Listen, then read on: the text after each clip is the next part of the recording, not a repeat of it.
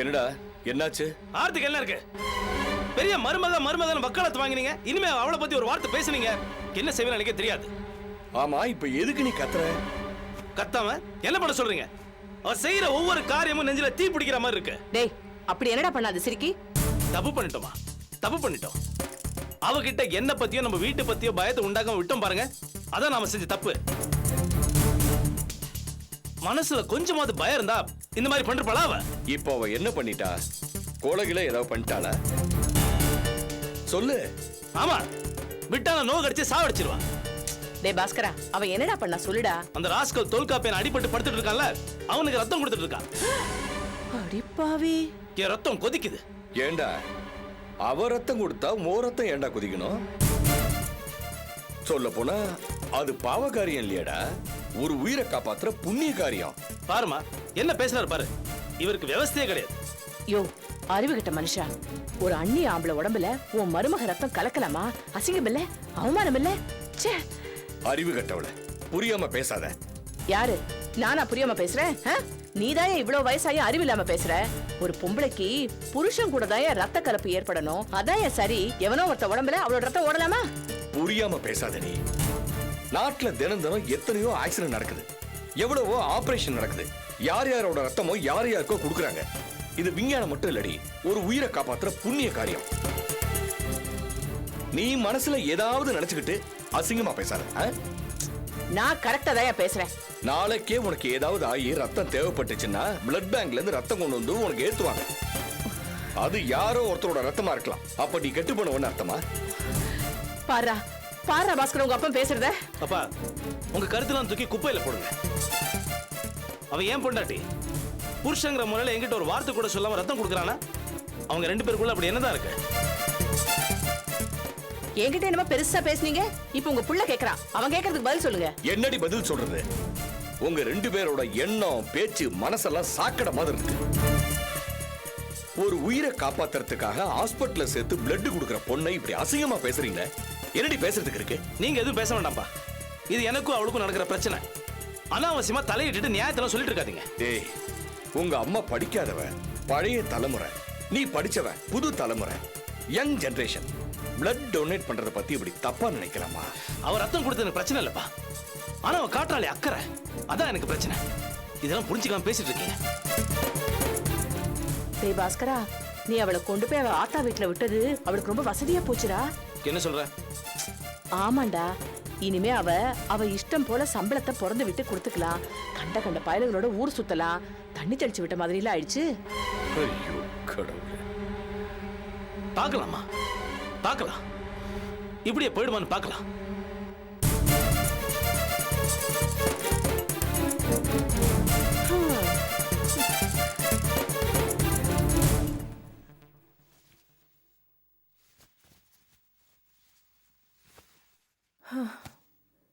ஹாஸ்பிட்டல்ல பிரச்சனை ரொம்ப பெருசாயிடுச்சுமா. என்னடி ஆச்சு? ஆமாமா, தொல்காப்பியன் கத்தி குத்துப்பட்டு ரோட்ல கிடக்கிறத நம்ம உஷாவும் அபிகாவும் பார்த்து அவங்க தான் ஹாஸ்பிட்டல்ல சேர்த்திருக்காங்க. போலீஸ் கம்ப்ளைண்ட்ல இருந்து எல்லா ஹெல்ப்பும் அக்கா தான் பார்த்திருக்கு. பாஸ்கருக்கு தான் இதெல்லாம் சுத்தமா பிடிக்காது இல்லையா? இந்த விஷயத்தை கேள்விப்பட்டு அவர் ஹாஸ்பிட்டல் வர நேரம் பார்த்து அபி அக்கா தொல்காப்பியனுக்கு பிளட் டொனேட் பண்ணிட்டு இருந்தா. அபி பிளட் கொடுத்தாளா? இவ ஏண்டி அதெல்லாம் பண்ணா? ஆமாமா, தொல்காப்பியனுக்கு நிறைய பிளட் லாஸ் ஆச்சு. உடனே பிளட் ஏத்தணும்னு டாக்டர் சொல்லிருக்காங்க. அந்த பிளட் பேங்க்ல அதே பிளட் குரூப் இல்லன்னு சொன்னதுனால அக்காவுக்கும் அதே பிளட் குரூப் இல்லையா, அதனால அவ கொடுத்திருக்கா. அந்த நேரம் பார்த்து பாஸ்கர் அங்க வந்துட்டாரு. அவருக்கு ரொம்ப கோவம் வந்து படு கேவலமா பேசிட்டாரு. இவெல்லாம் ஒரு மனுஷன்னு சொல்லிக்கிட்டு. ச்சே, மாப்பிள்ளை இந்த விஷயத்துல திட்டாதே ஆனந்தி. ஏன் திட்டக்கூடாது? பின்ன என்னடி, அபி என்னமோ அவன் ஆஸ்பத்திரியில சேர்த்திருக்கா, அது கூட பரவாயில்ல. ஆனா ரத்தம் கொடுத்தாங்கறியே, அது எனக்கே பிடிக்கல. அம்மா, நீ சரியா புரிஞ்சுக்காம பேசுற.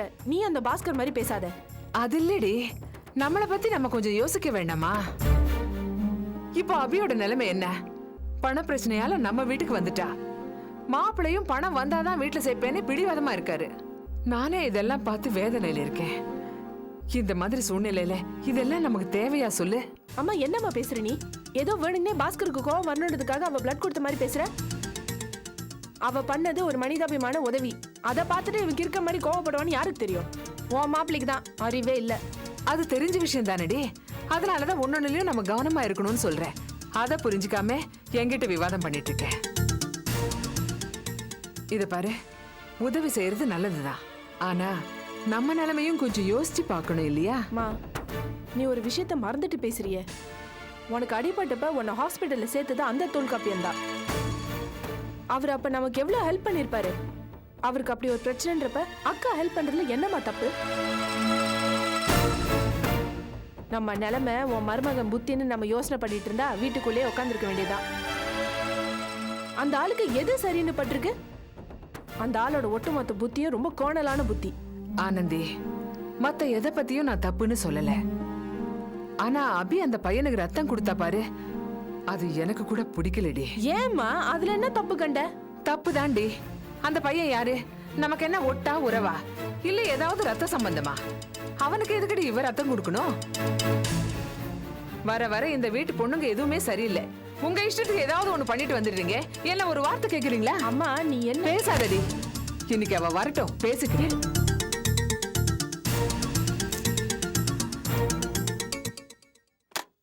ஹலோ, பாரிஜாதம் சொல்லு. என்னது? பாரிஜாதம், ஏன் அனாவசியமா காலையில டென்ஷன் பண்ற? நான் காலையில கடையை திறந்து வச்சுட்டு கலெக்ஷனுக்காக காத்துட்டு இருக்கேன். நீ என்னன்னா போன் எடுத்து இப்படி பேசுற? இத பாருமா, இத பாரு, நான் ஏகபத்தினி விரதம்மா. ஆமா, பாரிஜாதம், நான் சொல்றத கேளு. இந்த பாரு, உன்னை தவிர வேற யாரையும் தெரியாதுமா எனக்கு. வேணும்னே இந்த கம்நாட்டியோ என்னை பத்தி உங்ககிட்ட போட்டு கொடுத்துருக்கான். ஆமா, நம்பாத. ஆமா, என்னது? பாரிஜாதம், இத பாரு, அந்த மாதிரிலாம் இங்க நடக்கிறதுக்கு வாய்ப்பு இல்லம்மா. இது ஆபீஸ். நான் என்ன லாட்ஜா வச்சு நடத்துறேன்? டைவர்ஸ் பண்ண போறியா? இந்த பாரு, ஏன் உனக்கு இப்படி புத்தி போகுது? சொல்றத கேளு. நான் வீட்டு இந்த பாரு. பாவமே, வழக்கம் போல எந்த கம்நாட்டியும் நம்மள போட்டு கொடுத்துட்டானே. ஆபீஸ் டயத்துல இப்படி போன் போட்டு ஏன் தான் அப்படி டென்ஷன் படுத்துறாளா? வாங்க.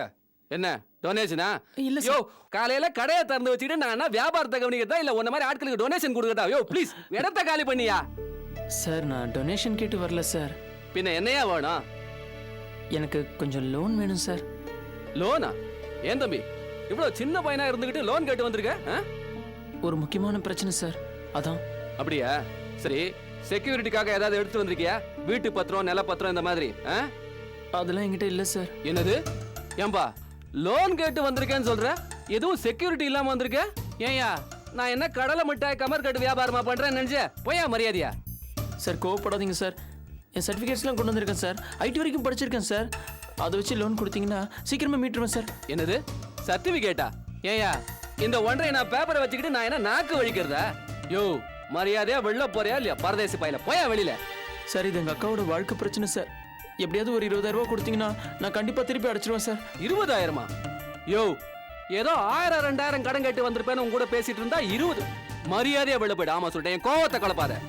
சரி, என் சர்டிஃபிகேட்ஸ் வேணா பாருங்க. திருப்பி சர்டிஃபிகேட் காமிச்சு யாருக்கே ஓணும் சர்டிஃபிகேட்? உங்க கால்ல வெளியில போயா? கால்ல வெளியில சென்டிமெண்ட் பண்ணிருக்கா? போயா வெளியில. என்ன சார்? வந்துட்டோம் சாவுகராக்கி. காலையில ஒரு சர்டிஃபிகேட் எடுத்துட்டு வந்துட்டு 20,000 ரூபாய் பணம் கேட்கறான். இவங்க அக்கா பிரச்சனைக்கு நான் தானே கிடைச்சேன். மரியாதை வெளில போயா. சார், எனக்கு தெரிஞ்ச பையன் சார். நல்ல பையன், ரொம்ப வேண்டியவன்.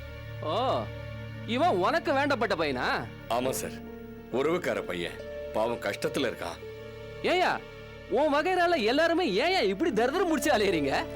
ஐயோ, தப்பா நினைக்காதீங்க சார். ஏதோ குடும்ப பிரச்சனை, அதனாலதான் பணம் கேட்கறான். கொடுத்து ஹெல்ப் பண்ணீங்கன்னா ரொம்ப புண்ணியமா இருக்கும். யோ பெருசு, புத்தி இருக்காயா அவனுக்கு? அவன் தான் சின்ன பையன், பெரிய மனுஷன் தானே நீ. 20,000 ரூபாய் கேரண்டி இல்லாம பணத்தை கொடுத்துட்டு நான் என்ன தலையில துண்டா போட்டுக்க முடியும்? சார், வேணும்னா நான் கேரண்டி கையெழுத்து போடுறேன் சார். கேரண்டி? நீயே ஒரு புறம்போக்கு, அவனுக்கு நீ கேரண்டியா? இந்த பார் பெருசு, பிசினஸ் டயத்துல அனாவசியமா என் மூட் அவுட் பண்ணாத. மரியாதையா வெளில போயிடு. ஆமா, உனக்கு இங்க வேலை வேணுமா வேணாமா? ஐயோ, வேணும் சார். அப்போ கம்முன்னு பொத்திக்கிட்டு போ. இந்த சிபாரிசு வெங்காயம் எல்லாம் பண்ணாத, புரியுதா? போ. சரி சார். நான் இவனை கொஞ்சம் அனுப்பிட்டு வரலாமா சார்? போயிட்டு வா. பெருசு சார், அப்படியே பஜார ஒரு ரவுண்டு போய் கலெக்ஷன் பார்த்துட்டு வந்துறியா? புரியுதா? சரி சார். வா, வந்துடுறேன் சார்.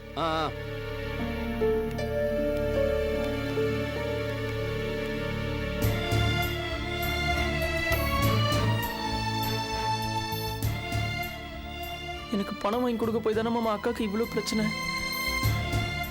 என்னால தான் எல்லாமே. அதான் பணத்தை திருப்பி வாங்கி கொடுத்துட்டா அக்கா உங்க வீட்டுக்கு வந்துடும்ல. அதனால தான் இங்க வந்தேன். ஆனா சத்தியமா நீங்க இங்க வேலை பார்க்குறீங்கன்னு எனக்கு தெரியாது. தயவு செஞ்சு இதை எங்க வீட்டில் சொல்லிடாதீங்க மாமா.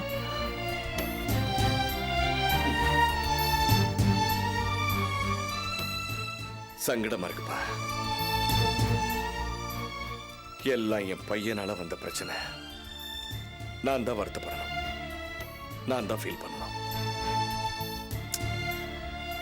சரி வா.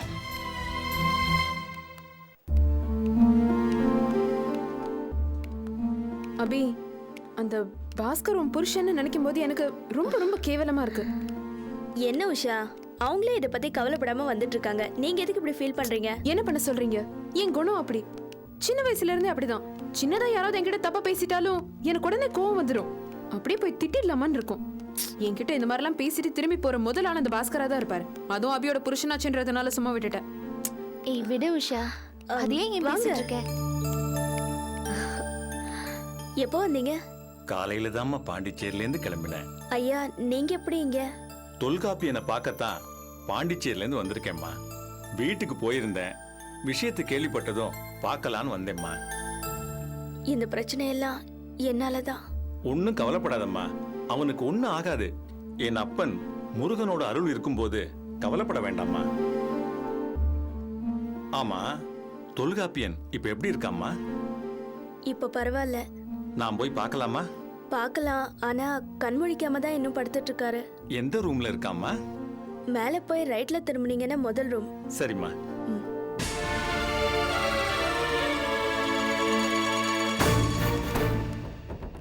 சாந்தி, யார் இந்த பெரியவரு?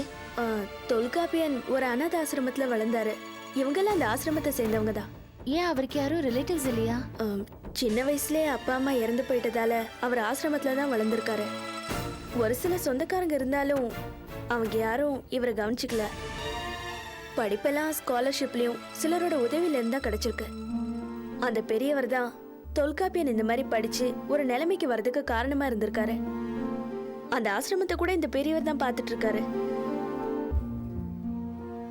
ஆசிரம வாழ்க்கையை தொல்காப்பியன் இன்னும் மறக்கவே இல்லை. இன்னும் நன்றியோட தான் இருக்காரு. இப்போவும் அவரோட சம்பளத்துல ஒரு பகுதி மாசம் மாசம் ஆசிரமத்துக்கு அனுப்பி வச்சிருவாரு. சரி வாங்க போய் பார்க்கலாம். வா.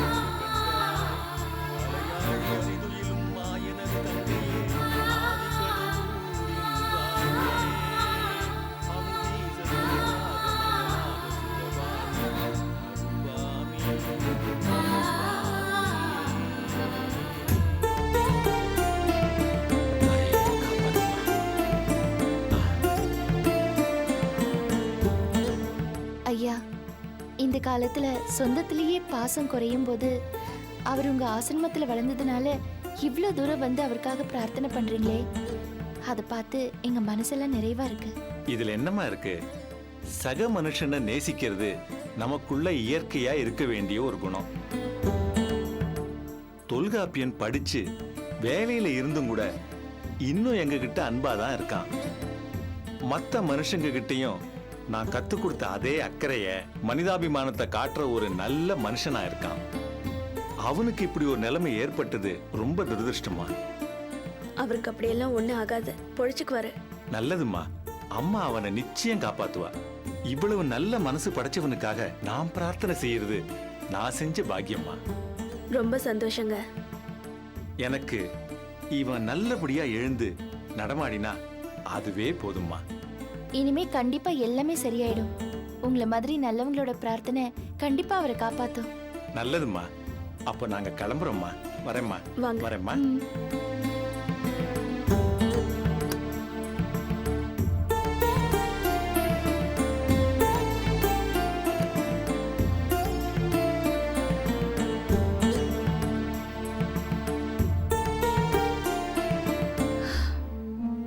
சரி உஷா, நான் கிளம்புறேன். நீங்க வேணா கிளம்புங்க, நான் பாத்துக்கிறேன். அபி நீ கிளம்பு அபி. நான் கொஞ்ச நேரம் இவங்க கூட இருந்துட்டு அப்புறமா வீட்டுக்கு கிளம்புறேன். அப்படியா? சரி, அப்ப நான் போயிட்டு வரேங்க. ம்? Bye. சரி. பாய்.